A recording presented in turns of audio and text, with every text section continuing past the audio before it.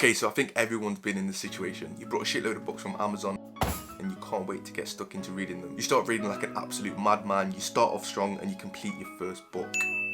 You're about to start your second book, you know, you're feeling good as you're halfway through, but as the days go past, you start reading less and less every single day, and then you eventually just stop. The idea of reading a book just makes you want to boff. Now you're sad because you're fully committed yourself to finishing off all of these books in about one sitting, which just is not realistic at all. 3 to 4 months have gone past and not only have you not read the other 3 books, but you can't remember a fucking thing from the first book, and now you just see it as a waste of time and a waste of money. Okay, so I had exactly the same problem as you guys. I fell out of love with reading and I just didn't know what to do. So one day out of the blue, I brought a book that I constantly saw on Twitter, but I wouldn't dare pronounce it, so I brought it and I tried to get my mum to pronounce it instead.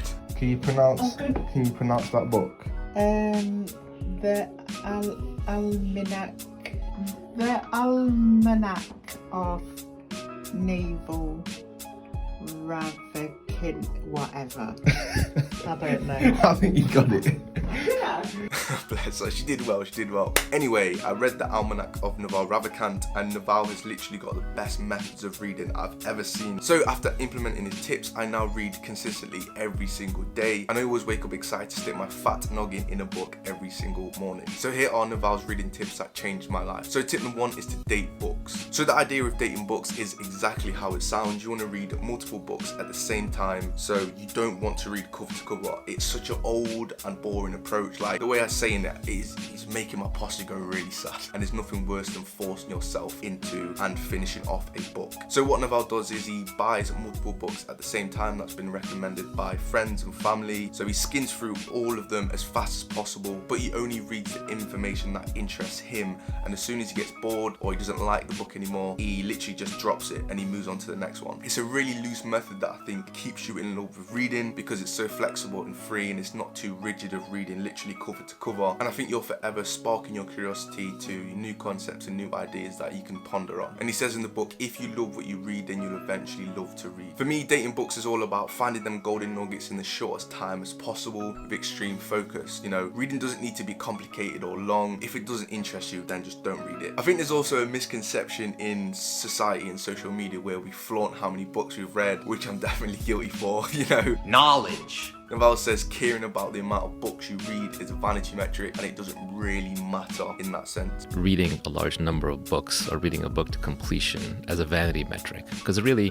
when people are putting up photos on Twitter and Instagram of look at my pile of books that I'm reading, it's a show-off thing. It's a signaling thing. Yeah. Right? I'm not saying I'm perfect though. Like, I've got literally around 60 to 70 books on my right, and to be honest, I can't remember most of the insights and the messages from these books. Like, I used to care about impressing people on how many books I've read. I've read and not fully digested the golden nuggets from these books, and that is completely my fault. So tip number 2 is to read the originals. The reason why we should stick to the originals or the classics is because these are the books that will stand the test of time and will allow us to have a quality foundation of knowledge when it comes to forming our own opinions and ideas on things. I think it's better to read the books that were produced 20, 30, 40 years ago and that's still selling millions today. Naval said not to just read because there's a lot of rubbish books out there. You know, there's a lot of fluff in them that actually won't provide any value compared to the originals or the classics. So if the aim is to become as smart as you can and learning new things that will change your life and the people around you, Naval said reading science, maths and philosophy will likely put you in the upper echelons of human success within 7 years. And if buying the classic books for 10, 15, 20 pounds can do that, then reading is literally the biggest cheat code in the history of humanity. So tip number 3 is to think clearly. Now, our goal in order to think clearly is to be able to articulate basic information on the topic very, very well, to the point where we could also explain things to a 6-year-old knowing that they would understand it, and not to explain it like a crackhead to the point they'd just be like,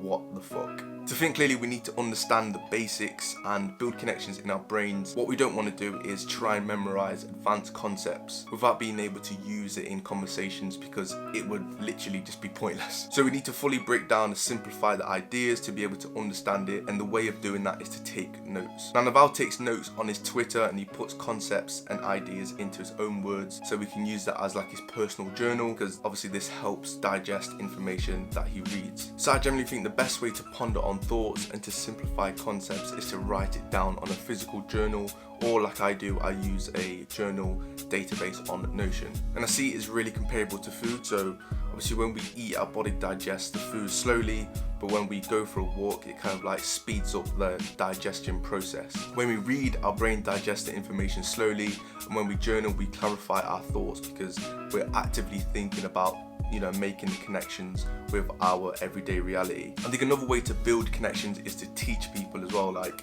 talk to your family, talk to your friends, and even make videos like I am now, you know, make videos about the new concepts and the new ideas you come across, and obviously see if you can get other people's perspectives and opinions on the topics as well. So it's like you're building up your neural pathways in your brain. Whenever I was younger, he used to go to the library and read every single day after school, and he said that going to the library is one of the most favourite things he used to do. Now we realise that reading effectively over a long period of time will equate to a happy and successful life. So reading a book should not be a race, it should be a marathon that you should be consistently coming back to over and over again. The better the book, the more slowly it should be absorbed. I think now the ability to read books is absolutely insane. There's so many platforms, apps, methods of reading. For me, nothing beats simple, effective, and a method that's going to provide longevity. So reading books on Kindle is definitely the one.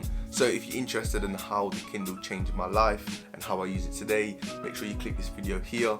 Thank you all for watching. I hope you enjoyed the video, and I'll see you on the next one.